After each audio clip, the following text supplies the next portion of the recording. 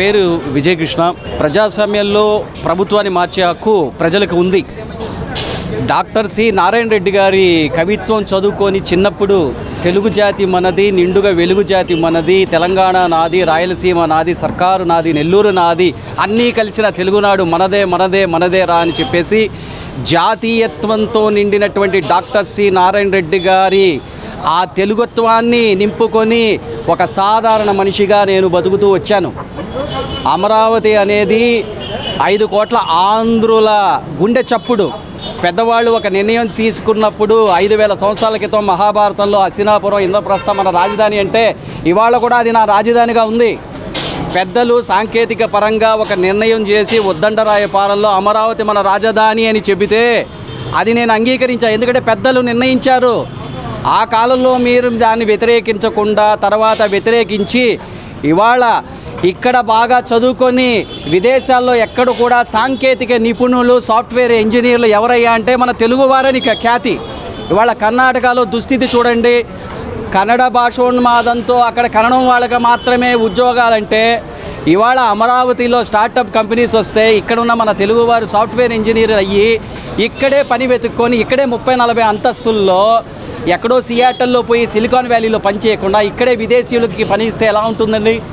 అంటే ఒక చిన్న సాధారణమైనటువంటి అండర్స్టాండింగ్ కూడా మన మాజీ ముఖ్యమంత్రి గారు జగన్మోహన్ రెడ్డి గారికి లేదు. ఇవాళ ఎందుకు హస్తినాపురంలో ఇంద్రప్రస్థంలో వీరు చేసినటువంటి ధర్నాన్ని ఎందుకు ఖండిస్తున్నానంటే హిందువుల మనోభావాలని ఆయన కించపరిచారు. చిదంబరం లోక్సభ ఎంపీ తిరుమావళవన్ తమిళనాడులో హిందూ మనోభావాల్ని దెబ్బతీస్తూ అయ్యప్ప స్వామిని అసహ్యంగా మాట్లాడాడు.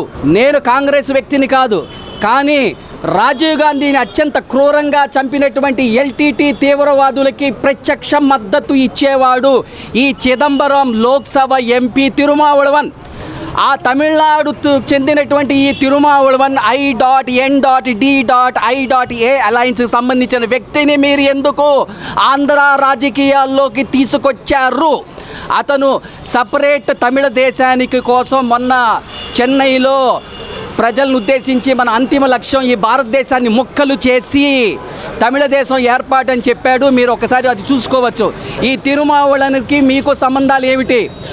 ఒక ప్రభుత్వ అధికారి శేషాచలం అడవుల్లో ఎర్రచందనం కొట్టేవాడు తెలుగువాడా తమిళవాడా అని చూడకూడదు.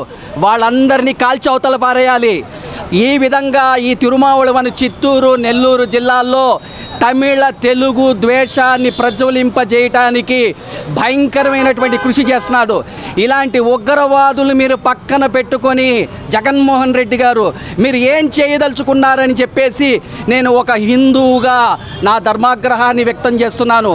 మీ మతాన్ని, మీ వ్యక్తిగత విశ్వాసాన్ని నేను గౌరవిస్తున్నప్పుడు సనాతన మతాన్ని వేళ్లతో తీసేస్తానటువంటి ఈ తిరుమావళవన్ని మీరు ఎందుకు పక్కన పెట్టుకొని తిరుగుతున్నారో మీరు ఈ ఆంధ్రప్రదేశ్లో ఉన్నటువంటి హిందూ సమాజానికి మీరు జవాబు చెప్పాలి.